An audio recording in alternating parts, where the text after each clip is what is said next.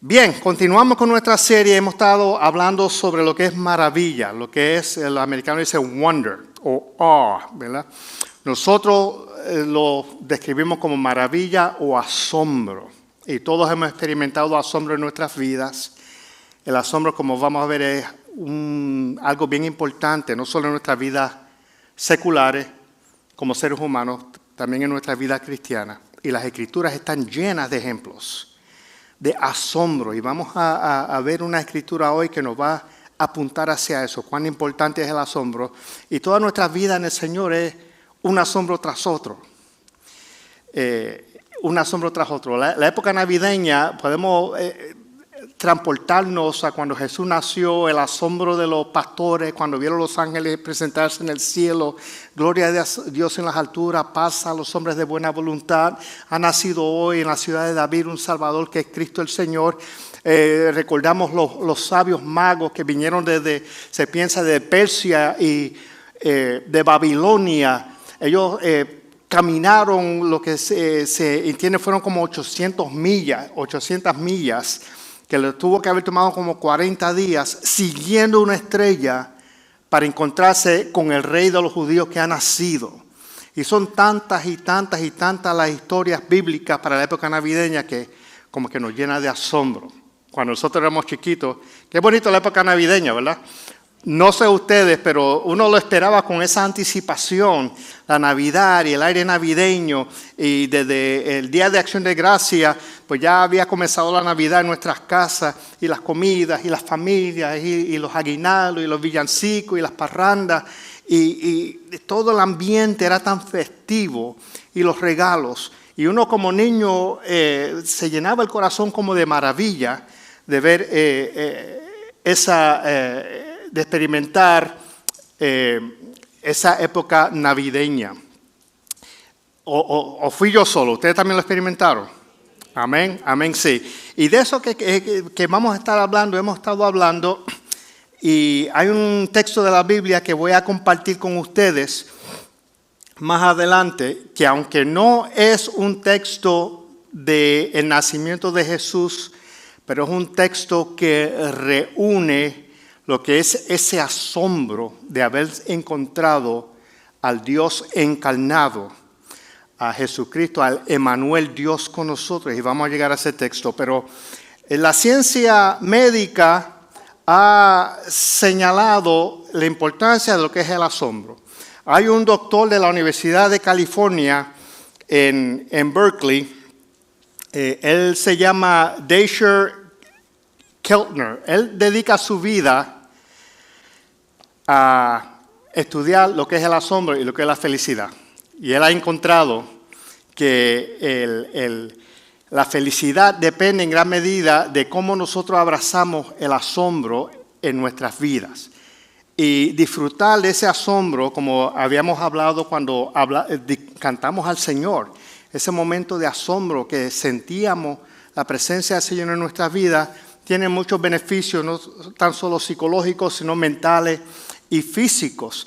Ayuda a reducir los niveles de ansiedad, de depresión en nuestras vidas. Y eso a su vez ayuda a nuestra salud mental, ayuda a reducir los riesgos a enfermedades cardio- y cerebrovasculares, reduciendo algunos químicos inflamatorios en nuestro sistema, que se llama citoquinas y otras sustancias, y ayuda a prolongar la vida, nos permite vivir en sociedad, nos ayuda a entender de que somos parte de algo más grande que nosotros, nos ayuda a ser menos egocentristas y más comunitarios.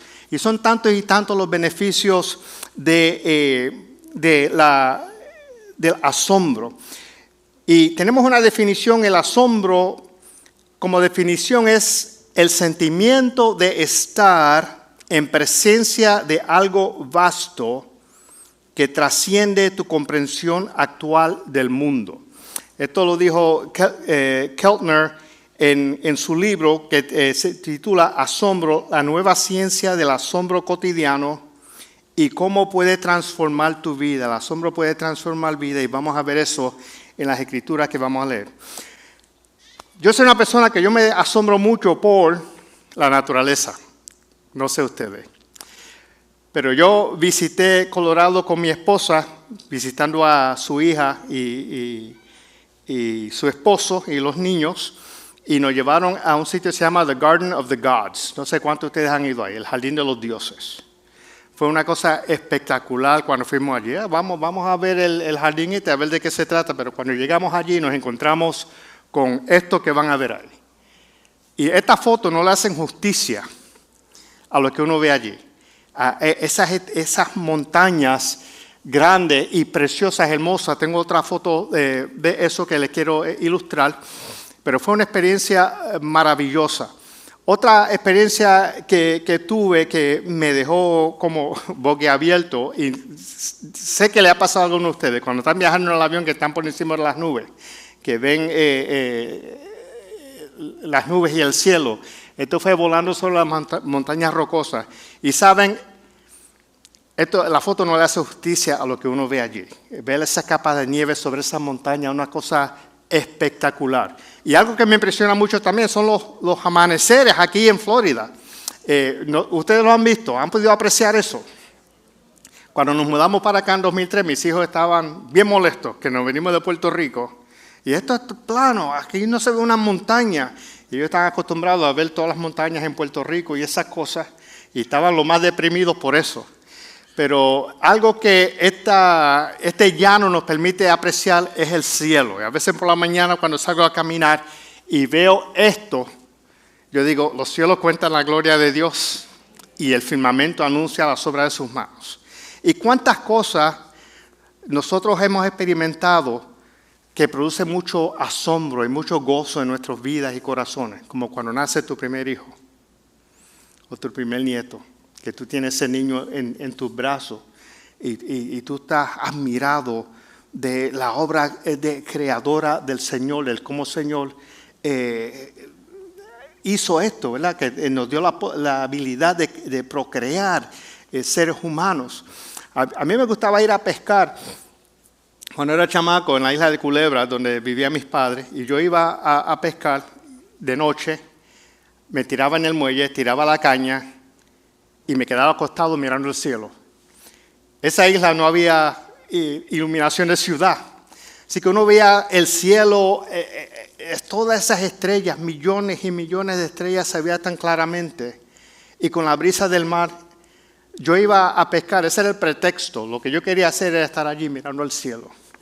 Y yo recuerdo una noche que fui, tuve la bendición de ver esta lluvia de meteoros que comienza a caer. Yo digo, wow, la verdad es que la grandeza de Dios es una cosa tremenda, ¿verdad? Y de eso que se trata el asombro, el darnos el espacio de disfrutar de ese asombro. Quiero ir al texto bíblico y como les dije, y a lo mejor le es curioso a ustedes que no estamos hablando de ningún texto del nacimiento de Cristo, pero este texto aplica igualmente a lo que es el concepto de asombro, igual que el nacimiento de Jesús, porque esto va a ser la primera experiencia de unos discípulos que se encuentran con Jesucristo por primera vez. Y Jesús los llama para que ellos siguieran a Jesús. ¿Y por qué el asombro? Juan 1:14 dice, el Verbo se hizo hombre y habitó entre nosotros. El Verbo se hizo hombre y habitó entre nosotros. Piensen en eso un momento. ¿Quién es el Verbo? El Verbo es Dios. Dios se hizo hombre y habitó entre nosotros. Pónganse a comprender eso, a apreciar eso. Dios se hizo hombre y habitó entre nosotros. Y contemplamos su gloria, su maravilla, su asombro. La gloria que corresponde al Hijo único del Padre, lleno de gracia y de verdad.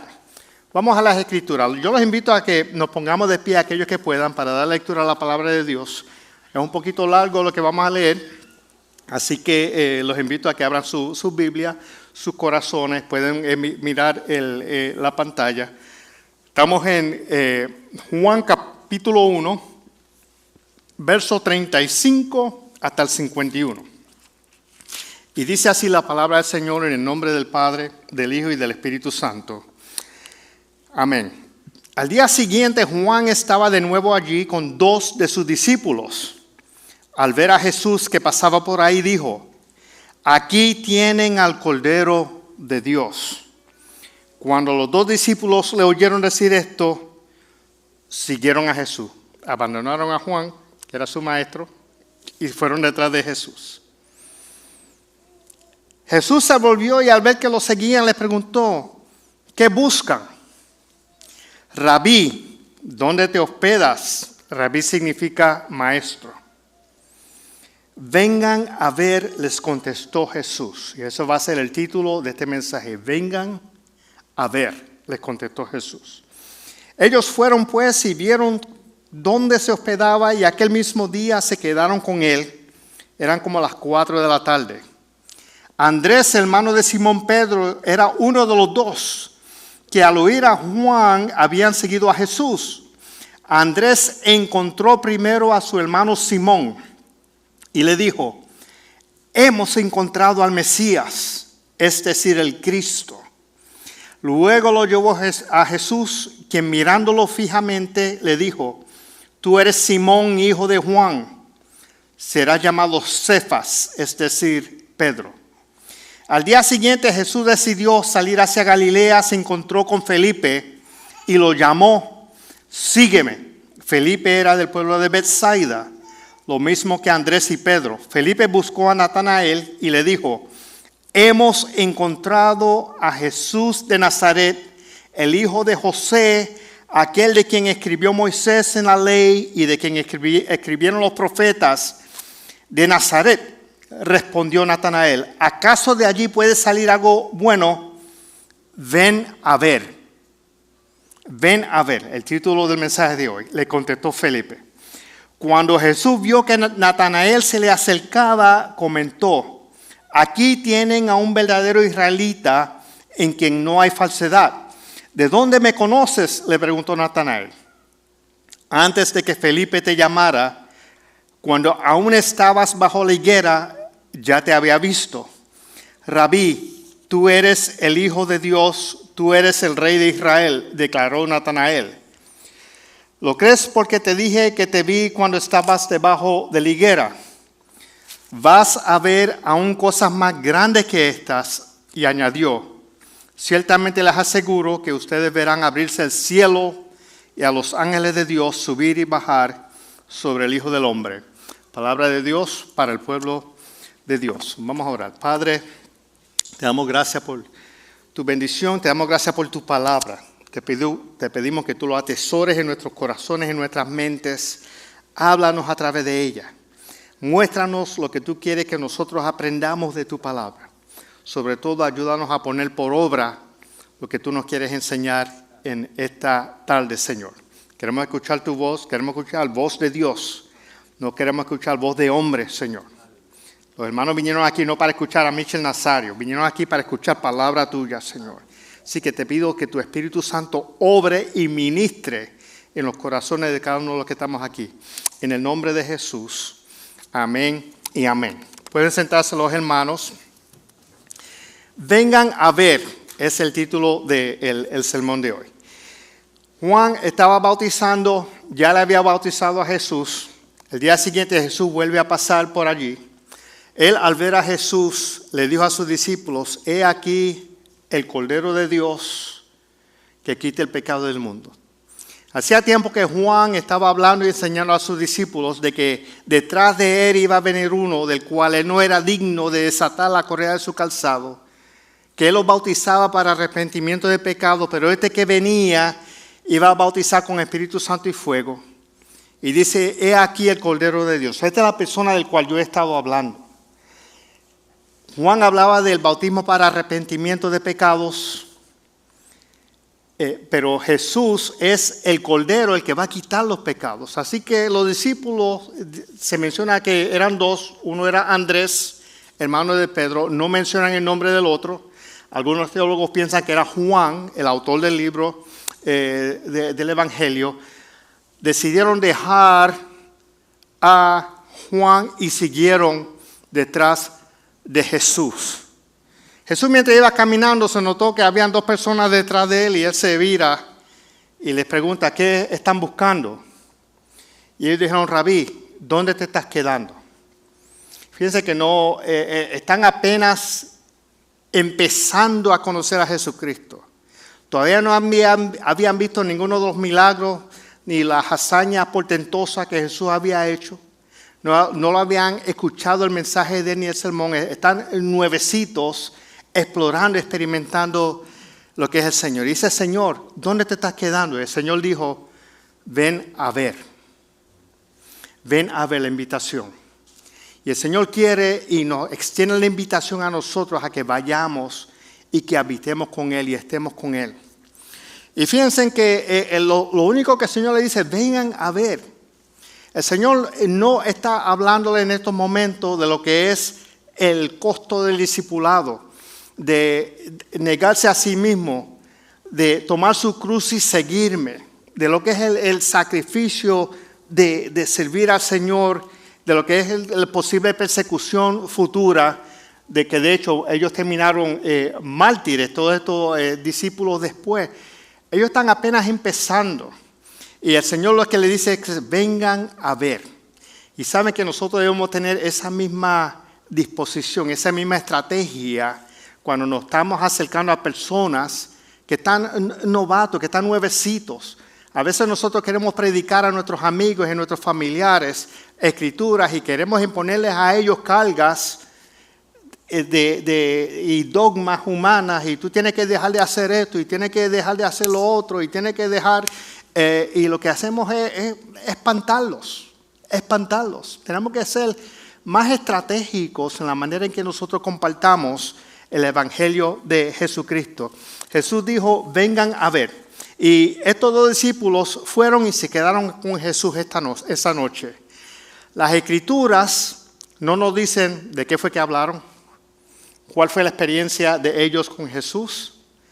No nos da detalle de esa reunión que ellos tuvieron esa noche, pero sí nos dicen que el otro día se levantaron y fue tal la experiencia que ellos tuvieron que salir corriendo a dar la noticia a sus hermanos y sus amigos de que habían encontrado al Mesías.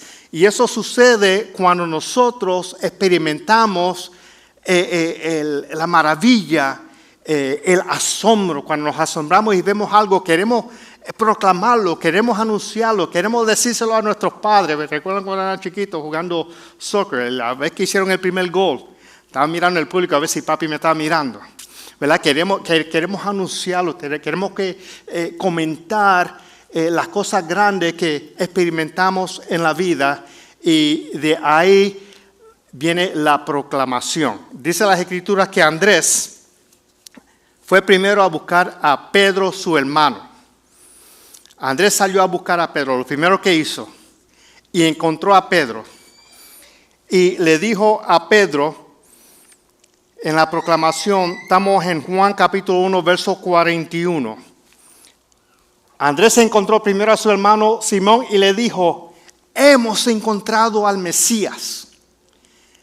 Él no lo dijo así casualmente, mira, hemos encontrado al Mesías, ven a verlo.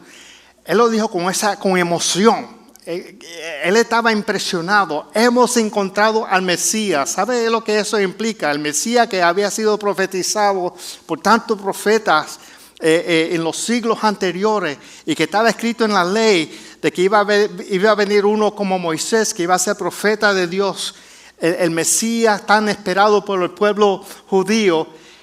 Andrés llega allí con ese entusiasmo y esa alegría y le dice, hemos encontrado al Mesías. Y él lleva a Pedro a que vea al Mesías. Lo mismo pasó con Felipe. Felipe fue a buscar, Juan 1, 45, 46, fue a buscar a Natanael. Felipe halló a Natanael y le dijo, hemos hallado a aquel de quien escribió Moisés en la ley, así como los profetas, a Jesús, el hijo de José de Nazaret. Natanael le dijo, de Nazaret puede salir algo de bueno. Y le dijo Felipe, ven y ve. Natanael tenía sus preguntas, tenía sus dudas. Él no podía entender de que de Nazaret iba a salir algo bueno, y mucho menos el Mesías. Pero el Señor le da la bienvenida a las preguntas y las dudas que ustedes puedan tener.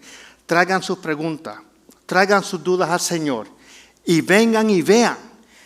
Vengan y vean lo que el Señor tiene y lo que el Señor les puede ofrecer. Y después de eso vino lo que es la transformación. El libro que escribió el doctor Dasher decía eso, ¿verdad? Que el wonder, la maravilla, el asombro puede transformar vidas. Y aunque él descubrió esto ahora, lo está escribiendo, eso está escrito en las Escrituras de años y años atrás, de que puede haber transformación de vida. Como ocurrió en Juan 1:42, el Señor, cuando Pedro se encuentra con Jesús, tú eres Simón, hijo de Juan, serás llamado Cefas, es decir, Pedro. Y nuevamente aquí, esto no es parte del verso, aquí no hubo mucho detalle ni sobre el significado de lo que Jesús le está diciendo. Él está diciendo a Pedro, te voy a cambiar tu nombre, tú vas a ser otra persona, va a haber transformación en la vida de él. Posteriormente, cuando están en Cesarea de Filipo, que el Señor pregunta, ¿quién dicen los hombres que soy yo? Que Pedro le dice, tú eres el Cristo, el Hijo del Dios viviente. Que ahí fue cuando el Señor le dijo, eso no te lo reveló ni carne ni sangre, sino mi Padre que está en los cielos. Y tú serás llamado Pedro o Cefas, que es piedra pequeña, y sobre esta roca, refiriéndose a él, voy a construir mi iglesia. Ahí entra en el detalle. Pero en ese primer encuentro con Pedro, él le dice, tú vas a ser Cefas, va a ser tu nombre, sin entrar en mucho detalle. Lo mismo ocurrió con Natanael, en Juan 1:49. En el encuentro Jesús le dice a Natanael, cuando estuviste bajo la higuera, yo te vi. Y eso impresiona a Natanael. Y no está muy claro a qué se estaba refiriendo Jesús. Obviamente estuvo sentado en la higuera. Me gustó, y esto es especulación, esto no es bíblico ni nada de esto, pero ¿han visto la serie de The Chosen? ¿Cuántos han visto The Chosen? Algunos poquitos, ¿verdad? Pues hay una escena con Natanael. Natanael en la historia, él era un arquitecto, pero en una construcción que estaba haciendo fracasó y se derrumbó el edificio y hubo unas muertes y unas cosas y lo expulsaron, lo botaron a él. Y él estaba tan angustiado debajo de la higuera, orando y al Señor, Señor, por favor, escúchame, ayúdame. Él estaba bien deprimido. Y esto no es bíblico, esto es la historia de Chosen. Y Jesús posteriormente se le presenta y dice, cuando tú estuviste bajo la higuera, yo te vi. Y en la historia de The Chosen, él se dio cuenta de lo que era Jesús. Por eso él le dice a Jesús, Rabí, tú eres el Hijo de Dios, tú eres el Rey de Israel, declaró Natanael. Y hubo transformación en su vida. Puede salir algo bueno de Nazaret, y aquí ya le está reconociendo, hubo cambio y transformación en la vida de él. Así que el llamado es a venir y asombrarnos. Debemos dar espacio para asombrarnos, porque el Señor dice en el versículo 50, le dijo, porque te dije que estaba debajo de la higuera, ¿tú crees? Van a haber cosas mayores que estas ustedes van a ver. Y eso lo dijo a los discípulos. Recuerdan que al principio los discípulos se referían al Señor como rabí o maestro. No habían tenido la experiencia de haber vivido y haber visto las obras grandes que Jesús había hecho. Pero dice las Escrituras en Mateo 8:27 que Jesús se encontraba con los discípulos en una barca y se desató una tormenta. En Marcos está también. Y Jesús estaba durmiendo en la popa, al frente. Y ellos despertaron a Jesús en medio de esa tormenta porque se estaba anegando de agua y se estaba hundiendo. Y dice, Maestro, ¿no tienes cuidado de nosotros que nos estamos hundiendo? Y el Señor se levantó y reprendió los vientos y las aguas y hubo una calma bien grande. Y ellos dijeron, mira lo que dice en Mateo, ¿qué clase de hombre es este que hasta los vientos y el mar le obedecen? Ya están viendo las obras, las maravillas, ya están siendo asombrados por las cosas que Dios hace. hubo una tormenta posterior. Estaban los discípulos solos y en medio de esa tormenta Jesús se les aparece caminando sobre las aguas. Y conocemos la historia. Pedro le dice, Señor, déjame salir donde ti. Y el Señor dice, ven. Él se lanza al agua, pero él quita su mirada de Jesús. Comienza a dudar, comienza a hundirse. Jesús le extiende la mano, lo saca del agua, los reprocha por tener poca fe. Pero ¿cuál fue la respuesta de los discípulos en este momento? En la tormenta anterior dijeron, ¿quién es este hombre que los vientos y el mar obedecen? Ahora están diciendo, verdaderamente tú eres el Hijo de Dios. Verdaderamente tú eres el Hijo de Dios. La transformación. Ya ellos reconocían que Jesús era la divinidad, el Hijo de Dios que había venido a este mundo. Y el Señor tiene muchas más cosas que enseñarnos. Dice Pedro en 1 Corintios 2:9. Antes bien, como está escrito, cosas que ojo no vio, ni oído oyó, ni han subido en corazón de hombre, son las que Dios ha preparado para los que le aman. El Señor ha preparado para ti cosas que tú jamás te hubieras imaginado que ibas a poder ver, que ibas a experimentar en tu vida. Tenemos que abrir nuestros corazones al asombro y a la maravilla de Dios en nuestras vidas. Así que, ¿cuáles son algunas maneras prácticas de nosotros experimentar el asombro del Señor? Vamos a ver algunas maneras prácticas de experimentar el asombro. En primer lugar, debemos de tomar el tiempo para experimentarlo. Willard dijo, la prisa es el mayor enemigo de la vida espiritual. Debes eliminar sin piedad la prisa en tu vida. Y nosotros, muchos de nosotros, yo soy uno, yo peco de eso, yo no soy perfecto. Pero a veces uno tiene tanta ansiedad y tantas cosas en la mente y en la vida que quiere hacer y vive en este estado constante de ansiedad y depresión. ¿Le pasa a alguno? ¿O soy yo nada más? Algunos dicen, levantan la mano, ¿verdad? Que dicen que sí, están levantando la mano. Y eso es una cosa, aquello que estamos tan adictos a los medios, a los celulares y estas cosas. A veces uno pasa el día constantemente más que mirando el correo electrónico. Y a veces cuando pasa el día que yo no veo correo electrónico, cuando lo veo, tengo sobre 100 mensajes y todos ellos junk mail. Nada significativo, ¿verdad? Pero estamos mirando los textos, estamos mirando los mensajes, estamos mirando los reels en Facebook, estamos pendientes de las cosas, pensando en las cosas que tenemos que hacer, que deje de hacer, y nuestra mente es tan llena de estas cosas que nos están hablando, ¿verdad? ¿Es cierto o no es cierto? Que nos pasa, y tenemos que tomarnos el tiempo, para experimentar las maravillas de Dios. Los síntomas de la enfermedad de la prisa incluyen estar irritable, estar inquietos, adicción al trabajo, prioridades desordenadas, damos prioridades a cosas que no tienen la prioridad. Mi esposa a veces me dice, deja eso no es necesario hacer eso ahora. Pero yo era una persona, y a veces todavía lo soy, cuando yo comienzo algo, como que lo tengo que terminar, no lo puedo dejar a media. ¿Alguien más así como yo? Pero tenemos prioridades desordenadas, falta de cuidado personal y de su cuerpo, desviación de las disciplinas espirituales, descuidamos nuestras devociones espirituales, la oración, la lectura de las Escrituras, porque tenemos la mente tan llena de otras cosas. Tenemos que dar el tiempo para eso. Es bien interesante, no sé cuántos han oído de Joshua Bell. Joshua Bell es un violinista, un virtuoso del violín. Él lo invitan, él ha tocado en todos los teatros grandes, todas las ciudades grandes del mundo, en Europa, en Estados Unidos, Boston, Nueva York, etc. Y él es un virtuoso del violín. El violín de él cuesta $3.5 millones.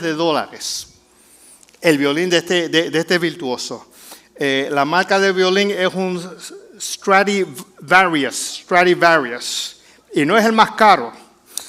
Este señor hacía 2 días había tocado en un teatro en Boston, Y yo joven, un señor relativamente joven, en un teatro de Boston donde la taquilla promedio de entrada era $100 para entrar a escuchar a este señor tocar.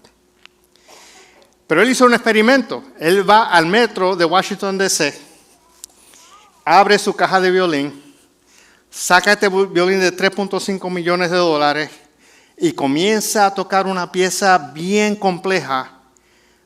El video está en YouTube. Yo les invito a que lo busquen. Joshua Bell tocando en el metro de Washington, D.C. Creo que hizo el experimento también en el metro de Nueva York. Y comienza a tocar y fue una cosa espectacular lo que ese hombre está tocando. Y tuve toda la gente pasando por el lado, toda la gente pasando por el lado, toda la gente pasando por el lado. ¿Tú sabes cuánto dinero recogió en esos 45 minutos? $30. Porque dejaron pasar el momento de asombro que estaba delante de su vida, delante de sus ojos, de escuchar a esa persona tocar esa pieza de una manera tan virtuosa. Solo hubo una joven muchacha que reconoció quién era y fue y se quedó allí. Amor, ella fue quien puso los $30. Pero a veces dejamos pasar las cosas tan maravillosas porque estamos metidos, sumergidos en tantas otras cosas. La segunda cosa, elimina lo que se interponga en tu camino. Esto es una cosa muy individual de cada uno de nosotros. Elimina lo que se interponga en tu camino. Tienes que preguntarte, identificar qué es eso que tengo que quitar de mi vida para poder apreciar las maravillas de Dios en mi vida. ¿Será la devoción a medias, el pesimismo, problemas intelectuales, dolor y pena, pecado y vergüenza, distracciones? Tenemos que ver qué tengo que quitar de mi vida. Pablo dijo en Efesios 5, 15 y 17, así que tengan cuidado de su manera de vivir. Es un llamado a tener cuidado, a estar conscientes de cómo estamos viviendo. No vivan como necios, sino como sabios, aprovechando al máximo cada momento oportuno, porque los días son malos. Por tanto, no sean insensatos, sino entiendan cuál es la voluntad del Señor. Pablo está preguntando, ¿cómo vives? Y nos llama a tener cuidado. Y no sé ustedes, pero cuando a mí me dicen tengan cuidado, ten cuidado, lo que yo estoy pensando es que me están diciendo que cógelo con calma, cógelo más suave, desacelera tu paso. Tenemos que dar ese espacio al Señor para que Él obre en nuestras vidas. Y lo otro que tenemos que hacer es, haz una pausa lo suficientemente largo cuando lo veas. Hay un ejercicio que John Eldredge, él es un autor y un predicador. Él tenía ministerio en Focus on the Family. No sé si han oído ese programa radial, tuvo con ellos 12 años y él escribe un libro y este concepto de la pausa de 60 segundos, la pausa de 60 segundos de John Eldredge, y él lo que invita a que nosotros debemos de cada día separar 60 segundos de hacer nada, de tú sentarte. Hay una app buenísimo en el iPhone, aquellos que tengan iPhone, me imagino que los Android lo tengan también, se llama Breathe, que tú puedes coger y programar por 1 minuto, 2 minutos, yo tengo 3 minutos, a veces lo he hecho hasta 5. Entonces el reloj te va conduciendo a un periodo de respirar hondo y inhalar y exhalar por 1 minuto. Y es bien relajante, tienes que vaciar tu mente de lo que está alrededor y eso ayuda a calmarte y te ayuda a desacelerar el paso. Eso es algo que puedes hacer. El contemplar requiere tiempo y tenemos que elegir lo que es mejor para nosotros. Así que con estas 3 cosas, tómate el tiempo para experimentar la grandeza de Dios. Cuando tú veas ese cielo, como yo lo he visto en las mañanas, reconoce que eso es un regalo de Dios para ti. Eso es la gloria, la manifestación de la gloria de Dios. Elimina lo que se interponga en tu camino y haz una pausa lo suficientemente larga cuando lo veas para poder experimentar y absorber el asombro, la maravilla de Dios en tu vida, como lo hicieron los discípulos cuando encontraron a Jesús, y fue una experiencia transformadora. Finalmente, el Salmo 66:5 dice: vengan y vean. Lo que Jesús dijo: venga y ve. Vengan y vean las proezas de Dios, sus obras portentosas en nuestro favor. Amén. Que el Señor nos ayude a atesorar esta palabra en nuestros corazones y a ponerla por obra, ¿verdad? Dar ese espacio para disfrutar del asombro en esta época navideña y en nuestras vidas, el asombro de la presencia y del beneficio de Dios para con cada uno de nosotros. Vamos a orar para dar fin a este servicio. Y oramos así: Padre, te damos gracias por tu palabra. Te damos gracias porque tú nos has hablado hoy y nos extiende la invitación a detenernos, Señor, a sacar de nuestros corazones aquello que impida que nosotros podamos experimentar el gozo y la alegría de disfrutar de tus maravillas, de disfrutar el asombrarnos en ti, porque diariamente tú nos asombras, Señor. Diariamente tú envías en nuestro caminar cosas de qué maravillarnos. Todos los días tú nos hablas, pero a veces en el ajetreo, en el afán de la vida, nuestros oídos se vuelven sordos y nuestros ojos ciegos a las cosas que tú quieres hacer y estás haciendo en nuestras vidas.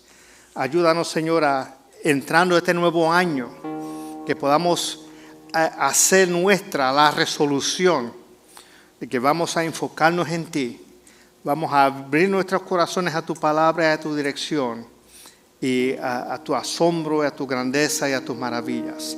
Te lo pedimos en el nombre de Jesucristo. Amén. Amén, amén, amén, amén. Y con esa misma actitud nos vamos a despedir a nuestros hogares, pero aquellos que quisieran o tuvieran necesidad de oración, los invito al despedirnos que pueden pasar al frente y va a haber hermanos aquí dispuestos a orar por ustedes.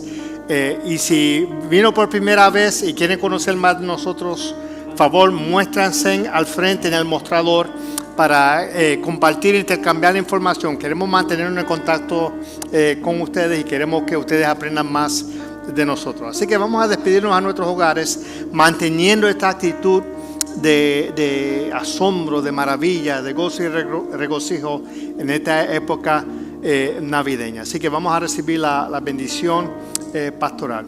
Que el Señor te bendiga y te guarde. Que el Señor haga resplandecer su rostro sobre ti y ponga en ti paz. Que el Señor haga resplandecer su rostro sobre ti y tenga de ti misericordia. Partamos hacia nuestros hogares con la bendición del Señor y que el Señor los bendiga grandemente. En el nombre de Jesús. Amén. Señor los bendiga.